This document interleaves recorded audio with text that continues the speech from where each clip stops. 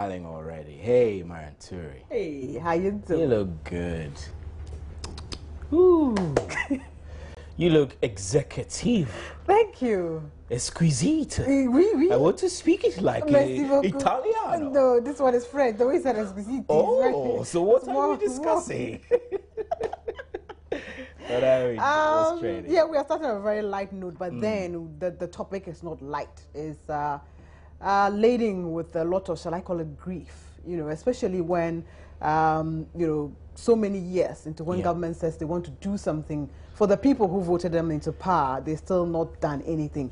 And I'm talking about the disabled. Today is actually World Disability Day. Yeah. And as we celebrate, I don't think there's much to celebrate at all, especially here in Ghana. And disability seems to be a very Western thing, perhaps to say that the West has it sorted out when it comes to dealing with people like that. But here in Ghana, it's amazing that even Parliament has no access for disabled. And so if you're disabled and you cannot move, you know, easily, you can't go to the gallery to view proceedings, and it's a shame. You cannot engage in governance. You can't engage in governance. It's all amazing. Right, so let's hear. It's very sad, but don't make us sad, please. Just bring the life out of us.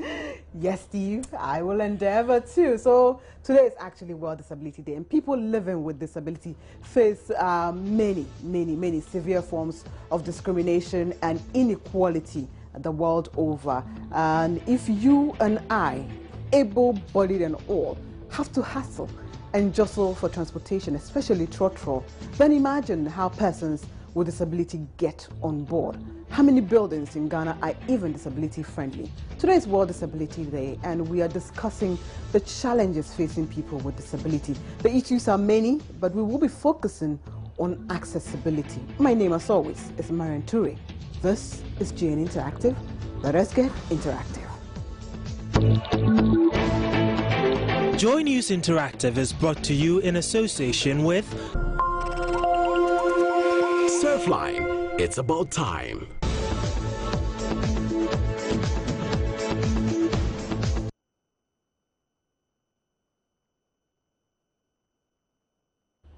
Welcome. You're still watching JN Interactive, and Surfline proudly supports JN Interactive. You really would like to join the discussion. Join us on facebook.com/joynewsontv. Like the page first, and you can comment on all the posts we put there. We'll share your comments and share them live on the show. You'll find us on Twitter. We tweet at joynewsontv and at JN Interactive GH. Your emails, as always, are welcome. joynewsim@mototvworld.com, and our WhatsApp number 0540109009. I am on social media at mnture for both Twitter and Instagram, or facebook.com/mariantureofficial for Facebook. JN Interactive, as always, is where tech meets news to set the agenda. So Ghana's Disability Act was passed in 2006, and the bill was meant to give hope to people with disability. But what has changed since the act was passed? Government gave themselves 10 years to make public buildings disability friendly. But as I speak now, even Parliament, like I was telling Steve before, is not accessible. Let me run this by you. The Disability Act was expected to solve a number of issues, including the following. It was, one, to educate Ghanaians on the rights, potentials, and responsibilities of both society and persons with disability. It was also to generate and disseminate relevant information on disability, to create an enabling environment for the full participation of persons with disability in national development. It was also meant to ensure that persons with disability are educated and they're given training at all levels, facilitate the employment of persons with disability in all sectors of our economy, to promote disability-friendly roads, transport, and housing facilities. And this, like I was saying, this point is what we are emphasizing on this show today. It was also to ensure access to persons with disability to effective healthcare and adequate medical rehabilitation services, and finally to ensure that women with disability enjoy the same rights and privileges as their male counterparts. The current situation, however, leaves a lot to be desired. We caught up with some physically challenged at the Federation office here in the capital, and they shared their challenges with us regarding using public transportation. Take a look at this. I feel normal as any human being can feel. It's a will of God, so I feel well. I thank my maker that I'm in this condition, because there are many who were like me, but as I speak, they are no more in existence. So once I'm alive, I think I have to give thanks and praises to my maker. Oh, I feel great. I feel like human being, but only when you are put a barrier in front of you, like you were to go for employment, and whilst you have the qualification, and there's no job for you because you are a person with disability, or the environment is not disability friendly, or you've been discriminated against, even family members, then you feel sad. Why am I disabled, or am I a person with disability? But being a disability, I see is nothing.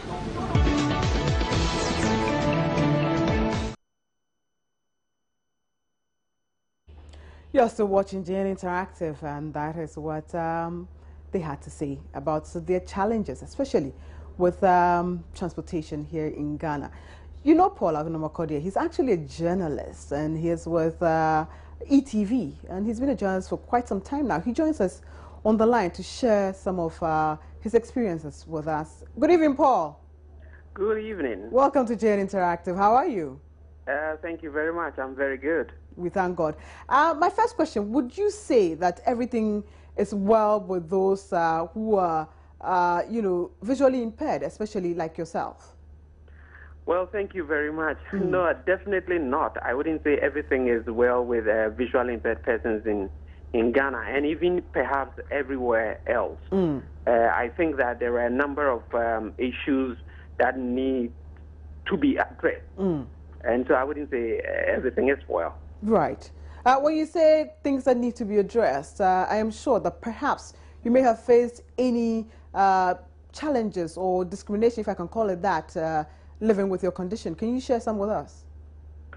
Well, first of all, living with your condition, the environment in which we live in here, for instance, commuting from your house to other places, moving from one place to the other, is first of all a very big challenge, where sometimes you would even have to struggle with others before you can get into a commercial vehicle, and those kind of things. And also, when you talk about the educational ladder, you do not have materials in Braille, and so you would have to compete with other people. You have to rely on those people to read to you or help you get notes, or record those things at the senior high, at the university, and all these things are challenges. And when you are also, you've been able to pass through all these difficulties, and you're looking for employment, it also becomes a challenge. Right. Where people wouldn't want to give you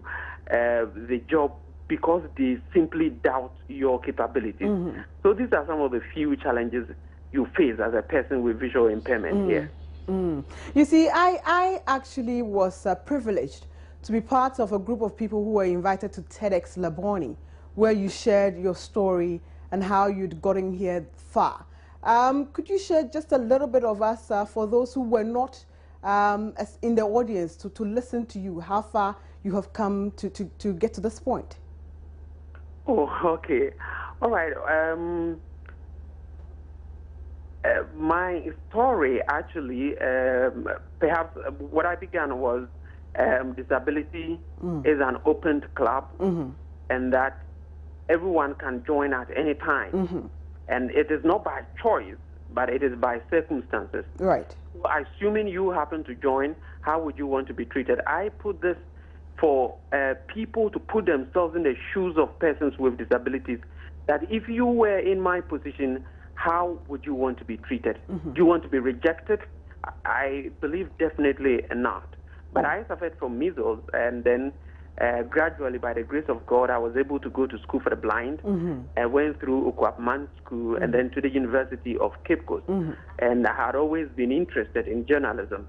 And so I got the opportunity. I tried to seek those things. It wasn't easy at the beginning, but by the grace of God, I was able to get the opportunity, and I got some experiences whilst in school, and after my education, I got the opportunity to work with Global Media Alliance. That's where I am. Right. I started with Happy FM and now with ETV Ghana. So in some, perhaps, this is what I shared, and what I'm passionate about mostly is employment for persons with disabilities.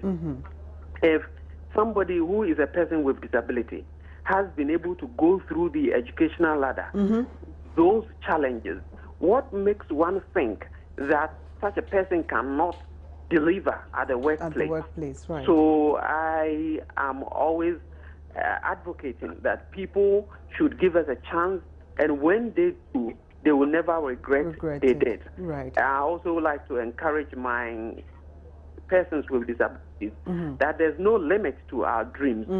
Now, today's theme, that's for International Day of Persons with Disability, is sustainable development, the promise of technology. And these days, due to technology, we're able to do a lot of things. A lot, indeed. If you want to dream, just dream. Whatever dreams and aspirations you have, just believe that in one day you will be able to accomplish that. I believe in some few years ago, nobody would have believed that a visually impaired person can read news.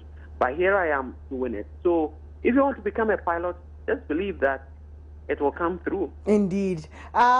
Paul, don't go away. I have another person joining our discussion now, and she's Sefako Miranda, and she's actually living with a physical disability. She'll be sharing how she survives daily with us. Sefako, good evening and welcome to the show.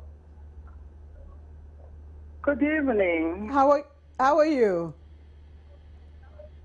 I'm good. And how are you? I'm fabulous. Thank you for joining us. My first question is to ask if you use public transport. Yeah, as my colleague has started establishing the fact, it's very disappointing and very discouraging in Ghana that accessibility to transportation in Ghana has been an issue so far. People with disabilities, especially physical disabilities, do not have access to transportation in Ghana. And I can assure you that so many people have been left behind, especially if they should be part of the community or to make some productive input to the society, but because of transportation, they are lagging behind. Right. I can give you so many instances that people will dress up very nicely in their wheelchairs, maybe getting access to transportation in order to get to their workplaces or even to church, social community like social life. But because of their status being physically disabled, they are not able to get to where they want to go. So, for instance, somebody can dress up in a wheelchair going to church. She might be at the roadside, the cars may be passing, and some will even stop and ask you, where are you going? And if you are not ready maybe to pay for your wheelchair, that is one thing. Or that might be a hopefully we have a PT or you take you with your wheelchair, and you have to pay at times extra money for your wheelchair instead of the transportation fare. Right. I would have wanted you to share like one experience with us on this, that your normal commute, how do you go about it? Oh, the line actually dropped. And Paul, are you still there? I'd like for you to share your final words with us before we leave you here. My final words speak to the larger society, and I would like to say that persons with disabilities are just like any other person, except that they have some form of disability, and it is not through their fault that these things have happened to them. And so we should accept them and treat us as equal as anybody. And if I will tell employers that if they are willing to employ persons with disabilities, they will unearth talents they never dreamt of. So they should try us Do not let anybody else do it, and then we will all hail the person. There are so many employers that can engage the services of persons with disabilities, and it will be an advantage to them. So that will be my message, and I'll keep on repeating that my colleagues should not be despaired. They should not be sad. They should feel free to dream and believe that one day their Creator, the purpose for which He created them, will be fulfilled. Well spoken, Paul Anumakodia. Thank you so much for your time here. And we actually also spoke to Sefako Miranda, also who shared some of her experiences with us. We'll go for a quick break. You're still watching JN Interactive. Please don't go away.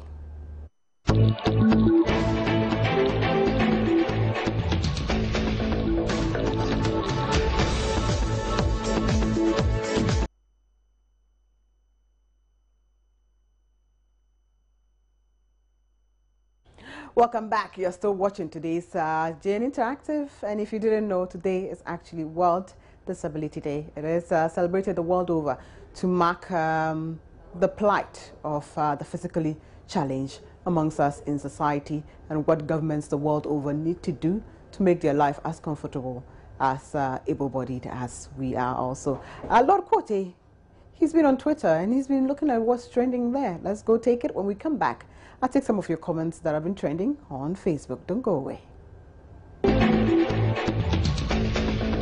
Okay, this is a tweet from UNICEF, Ukraine. Today is International Day of Persons with Disabilities. Don't diss their ability. Very true. Get it? Here's another from the EU delegation, Turkey. Persons with disabilities have the right to participate fully and equally in society. Here's another, and it's from Brad White. Today is International Day of Persons with Disabilities. Remember to put the person before the disability. Don't use the R word. True. To persons with disabilities, perception is everything. Well said, Andre. Perception definitely is everything. The MDGs are based on matters that need attention in the country. What of people with disabilities? Hashtag PWD. Very true. I think they should cater for all of them as well. On this International Day of Persons with Disabilities, a salute to those who have always proven that disability is just a state of mind. Very well, Hindao.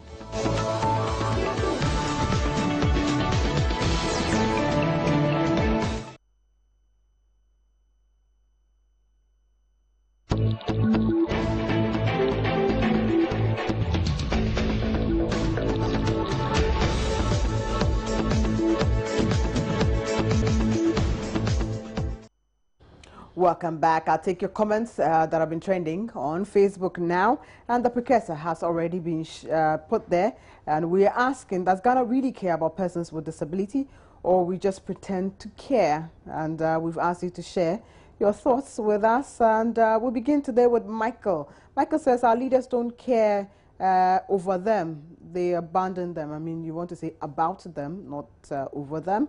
Baba Musa has a long one here. Let's see if I can take part of it. I personally believe that Ghana cares about persons living with disability, even though more needs to be done. Nobody can convince me to believe that the decision by government to set a disability fund, into which government allocates about 2% of the District Assembly Common Fund for the activities of persons with disability, is not good. Again, in the history of this country, though I stand to be corrected, this is the first time that ever that government appointed someone with disability, visually impaired, Dr. Seydou Dana, as a substantive Minister of State. This clearly is a demonstration by government that people matter, everybody matters, and persons with disability equally matter to this government. And God knows Billy, not Ghana alone, all the African countries do not seem to care about them. Even their own families don't seem to care about them, because the family thinks they are burdening on them. Sometimes they even wish they die early. Dear Simon says, we care. I think the only challenge is Kwadjo Frimpong, Subonting, please check our transportation. Is it disability friendly? I'm sure that's what you're trying to say. Jerry Harry Lawson says, care for where? We only pretend to care, but in the actual sense we are not. In fact, some of our communities even consider them as evil to the extent of alienating them. Living Princess Mahama is cocaine. Okay, I'll move past that. That's not what I'm talking about right now. Opong says, just pretend to care. And other people send huge monies in the name of helping disabled people, which is never real. Most people even frown when they come into contact with such people. I'm sure that's what you're trying to say. And Moses says, you're sending this in from Boko. In the actual fact, Ghanaians care not about this.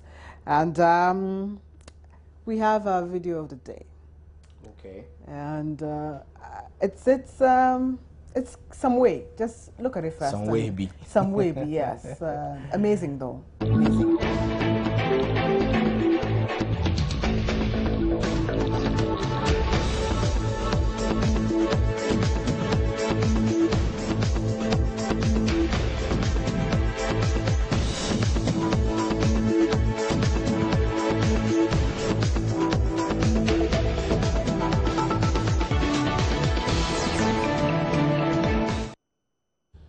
I didn't quite get the import of that. I believe the gentleman is mentally challenged, if I can call him that. Yeah. But he has a pet. A pet, a cat. A companion. I know. You know that even people who are perhaps destitute still need people in their lives. That's true. And so he has a cat. And can you imagine taming a cat? Yeah. Cats are not tameable. If it were a dog, you can chain a dog to stay by you. But it then means that he's had the cat for a very long time. That the cat is still in chain the cat and is still with him. Cat well for the cat to still remain It's there. amazing.